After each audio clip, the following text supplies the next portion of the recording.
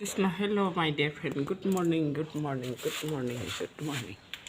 সকলোৱে ভালে আছে, ভালে থাকক, ঈশ্বৰক ভক্তি কৰি সূৰ্য দেৱতাক পুৱাই উঠি প্ৰণাম কৰিব। মই সূৰ্য দেৱতাক প্ৰণাম কৰোঁহে আপোনালোকৰ আগত। সদায় মই শ্বেয়াৰ কৰি থাকোঁ আমাৰ গোটেই অন্ধকাৰ ৰাতিটো যেতিয়া ৰাতিপুৱা সূৰ্য দেৱতা ওলায় আমি সকলোৱে উশাহ পাওঁ। গছ গছনি পশু পক্ষী জীৱ জন্তু পোক পৰুৱা কেঁচু কমিটি যিমান আছে সকলোৱে উশাহ পায়, কাৰণ তেওঁ পোহৰ নিদিলে কোনো গছ লতা বন ডাঙৰ নহয়। মানুহৰ খাদ্য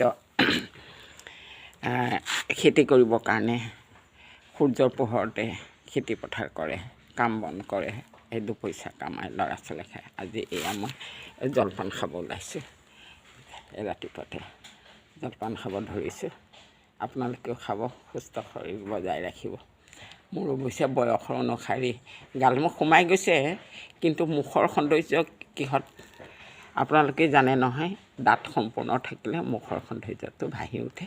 এতিয়া মোৰ দাঁত সৰিছে, অৱশ্যে ইমান সোনকালে সৰিছে, অলপ পোক ধৰিছিলে, চকলেট বেছি খাইছিলোঁ। সেই গতিকে আপোনালোকেও নাখাব, এইটো ভুল কাম কেতিয়াও নকৰিব। দাঁত নহ'লে মানুহৰ মুখৰ সৌন্দৰ্য একেবাৰে মানে এনেকুৱা হৈ যায় নহয়, যেন 80-90 বছৰীয়া বয়স নিচিনা হৈ যায়গৈ। গতিকে মোৰ নিচিনা চকলেট নাখাব বেছিকৈ, মই বহুত চকলেট খাওঁ, গতিকে এনেকুৱা হৈছে।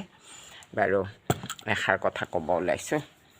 আমাৰ মামা অসমৰ মুখ্যমন্ত্ৰী হেমন্ত বিশ্ব শৰ্মা মামাই দেশখনক কোনফালে নিবলৈ বিচাৰি আছে, আপুনি অলপ মোৰ ফালৰ পৰা অনুৰোধ অলপ বিবেচনা কৰি চাবচোন। কিয়নো বৃদ্ধাপত্যসকলৰ কেনেকুৱা এনেকুৱা বয়স নহওঁতেই পতি পত্নীৰ লগত কাজিয়া ঝাগাৰ কৰি পটকৈ মুঠতে কিয় হত্যা কৰি পেলায়, এইটো বহুত দুখৰ খবৰ।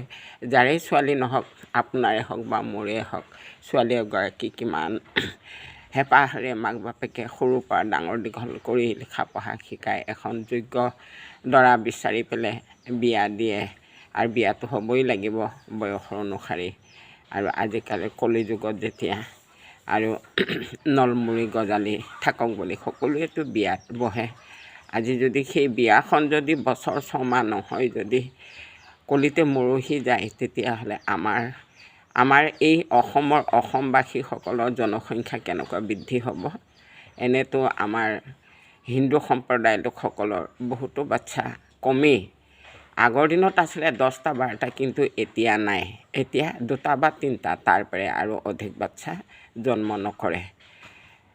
কোনো কথা নাই, সেইকেইটাই 2টা বা 3টাই থাকে যদি ঈশ্বৰৰ আশীৰ্বাদত। আজি সৰুৰ পৰাই ডাঙৰ দীঘল কৰিতো মাক বাপেকৰ ঘৰ লালন পালন কৰিতো ভালে হয়, কিন্তু প্ৰতিৰ ঘৰত গৈ পেলাই এনেকুৱা যেন নিজৰ জালাঞ্জলি দি পেলাই নিজৰ জীৱনটো নাইকিয়া কৰি মাক বাপেকৰ বুকু দং কৰে, এইটো বহুত দুখৰ বিষয়।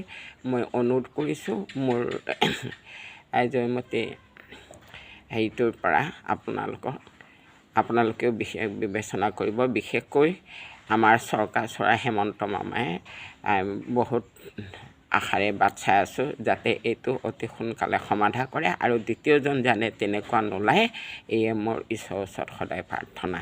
কৃষ্ণ যিকেইজনে গৈছে সেইকেইজন যেন সিহঁতৰ আত্মা যেন সদগতি লাগক, এই মোৰ প্ৰাৰ্থনা। কৃষ্ণ কৃষ্ণ, বাই বাই, টাটা, এনেকৈ খাব লৈছোঁ।